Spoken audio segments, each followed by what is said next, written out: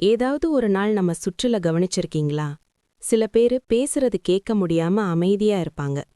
யாராவது சொல்றத புரிஞ்சுக்க முடியாம சிரமப்படுவாங்க. அது அவர்களுக்கு பேச தெரியாததால இல்ல, கேட்க முடியாத ஒரு பிரச்சனை இருக்கறதால தான். நம்மளுக்கு சாதாரணமா இருக்கும் ஒரு விஷயம் அவர்களுக்கு பெரிய சவாலா மாறிடும். வீட்டுல யாராவது பேசினாலும் சரி, டாக்டர் சொல்றத கேட்கணும்னாலும் சரி, வேலைக்கு போன இடத்துல பேசணும்னாலும் சரி, ஒவ்வொரு நாளும் அவர்களுக்கு ஒரு சிரமம்தான். பல பேரு இந்த கேள்வி குறைபாடு பிரச்சனையோட தான் வாழ்ந்து கொண்டிருக்கிறார்கள்.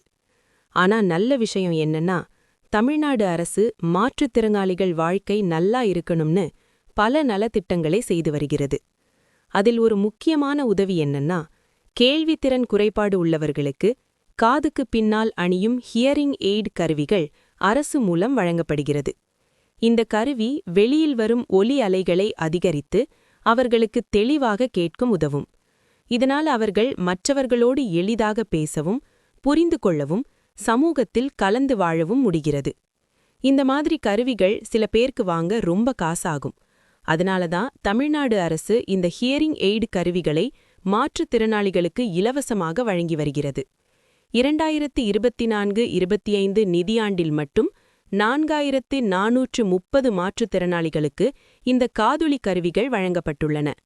ஒரு உதவி கருவி கிடைத்தாலே ஒரு மனிதரின் வாழ்க்கை முழுக்க மாறிவிடும். அவர்களுக்கு நாமும் முடியும் என்ற தன்னம்பிக்கை வரும்.